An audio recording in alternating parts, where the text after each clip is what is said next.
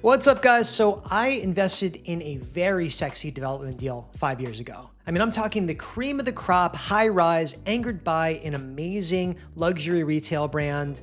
We're talking about a fast growing Sunbelt city with tons of jobs coming in, tons of people flooding in. And 5 years have gone by. I haven't seen a single dollar from this project.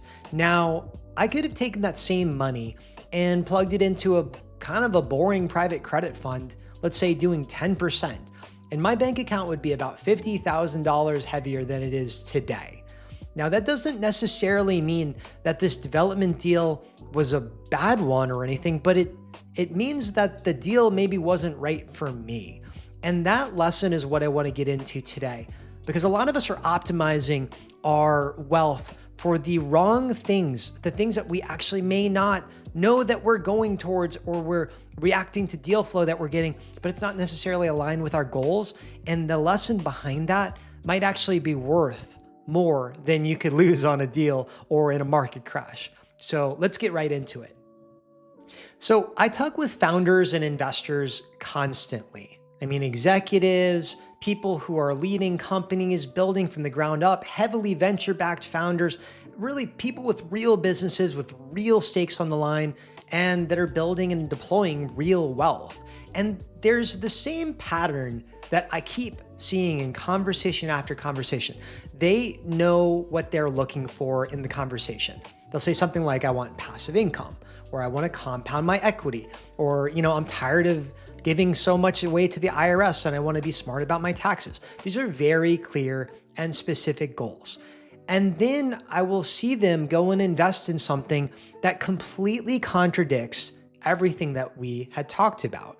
Let me give you an example here. I know a guy with a sharp institutional finance background. Very, very smart guy. And he can clearly articulate his criteria better than probably most fund managers could. I mean, he's a risk-averse person. He wants stable cash flow, moderate upside. That's really his lens. And I watched him go and put money in a ground-up development deal in Hawaii. Completely different risk profile. And there's nothing wrong with that deal, but it's a total mismatch from what he said that he actually wanted. And a few months later, I see him frustrated and feeling like his portfolio is kind of scattered, and why he's, now maybe realizing how much more risk he has in this segment of his portfolio that's not aligned with his goals. This happens, by the way, all the time. I can't tell you how often I come across this kind of situation. And it's not because these investors are dumb or misinformed. It's because they skip a critical step that almost everybody skips when they're getting serious with investing, but they still haven't done the foundational work as to why. Now, here's what I've learned after a decade plus of raising literally hundreds of millions of dollars in investment capital across venture, across real estate, in private credit. There really are only three purely financial motivations behind almost every investment decision. The first is going to be cash flow. You want income coming into your account on a regular basis. Maybe it's that you're trying to replace your salary. Maybe you're trying to fund your life. Could be that you're building a floor of revenue for your family that's not tied to your output. It's coming in every month, and that's kind of the point. Now, the second type is equity compounding.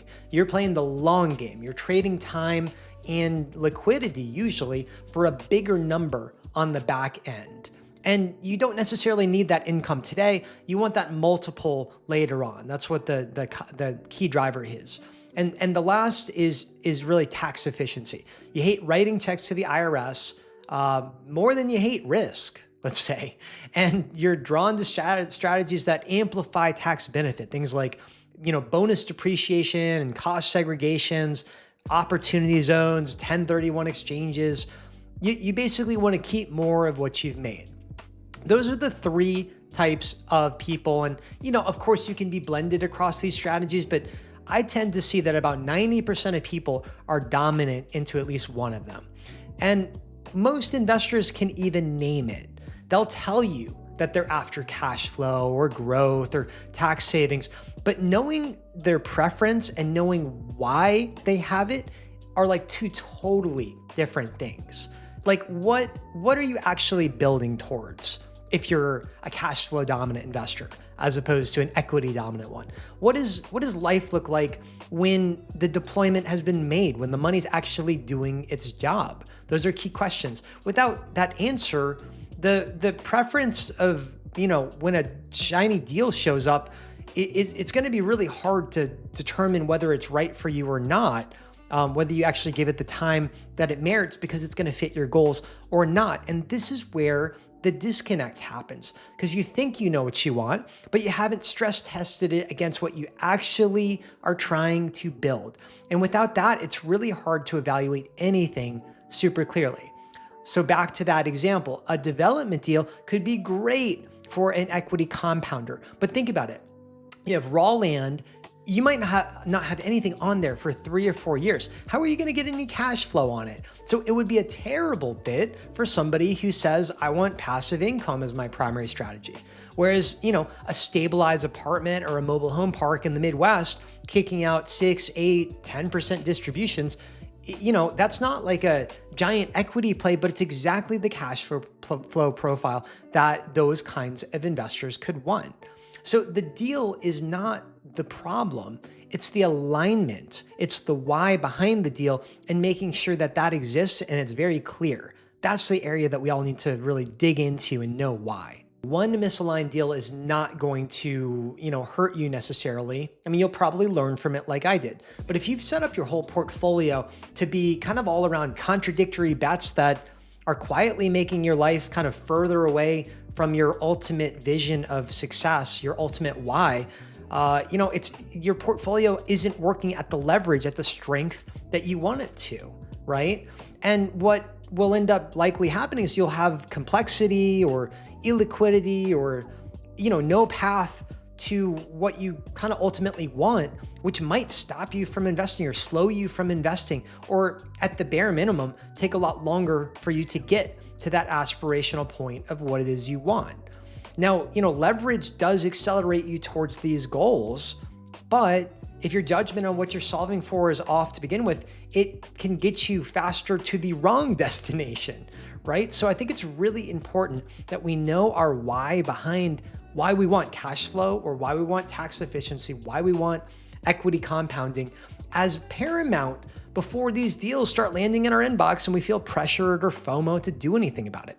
And this is the stuff that's not going to show up in a pitch deck. It's not going to be some sponsor telling you that your goals don't match their deals. So many people want to push their deals on you. It's really uncomfortable, but it is your job to put the gates up and say, I'm only letting things in that have this criteria. And if you have not done that deliberately, then you're probably running a portfolio that's ultimately shaped by momentum rather than it's shaped by intention. And that can be a critical flaw. Now, I see this from both sides now. And I'm talking as a passive investor who's made this exact mistake and had to learn from it, and as a capital allocator now at Ocean Ridge Capital who talks to investors every week and sees this pattern as it unfolds. I mean, look, we just closed a deal a few days ago. It's an awesome opportunity for tax-efficient equity compounders. 10 out of 10. Mobile home park allocation, very defensible, strong bases, good operator, solid upside. I mean, check the boxes. But if you looked at this deal and said, I want cash flow, this is not the deal for you. And if anything, we went on the offensive about this. And we actually said, if you want cash flow, this is not your deal. Period, full stop. I don't want you to be disappointed 18 months from now when this thing's not kicking out 6 or 8%. But the fact is, it's quietly doubling in the background, doing its work, right? And I respect the hell out of investors that can say deliberately to me, this is not the right deal for me, and here's why. Because that means they have done their homework on this, right? That means I can actually find opportunities that align with them, but it's rare. My point is, this is rare because a lot of people, they look at the numbers and say, those are awesome, that's interesting. They look at the deal, they hear the story. But again, that's a momentum play. That's not deliberate portfolio design. We need to be focused on why we're doing these things. My development deal taught me this the hard way, right? I saw a shiny object that did not match my actual priorities, And 5 years into it, I'm paying the price on this, right? But in retrospect, that's a relatively cheap cost given that I learned from the mistake and I know how to act on that now and I know what kind of profile of things that I'm looking for. So my questions to you before you're putting money into anything else, I want you to answer 3 questions super honestly. One is, what am I trying to solve for in the next 3 to 5 years? Not what, sounds impressive, but what do I genuinely want in my life? Am I trying to add $50,000 of passive income? Am I trying to compound my nest egg for my kids? Those are totally different solutions when we're looking at investments. And the better you know the answer to that, the better you'll be able to match investments to your profile. Now, number 2, does this specific investment move me towards that? Or is it productive? Is it momentum driven, but not quite aligned with that thing that you ultimately want? This is a really important question. And we have a great ability to rationalize things that maybe aren't right for us. But in essence, this is a great part about being an evolving investor. And then number 3, if I cannot touch this money for 5 years, would I still feel good about the decision? That's particularly for the equity compounders here, but it's my development deal. For me, I don't feel good about it. Would you feel good if you knew that it was compounding in the background? Maybe if that was your goal, but if you ultimately did it for the cash flow, sorry, that's not going to be the deal for you. If you can answer all these questions clearly, you're going to make better investment decisions that probably better than 90% of the people that I talk with that have, 7, 8, 9 plus figure net worth. But ultimately the filter for this is not intelligence, it's self-awareness. So if you're thinking about where to put capital in real estate or private credit, I am all about helping you figure out how to get to the next step and know yourself really well in the process.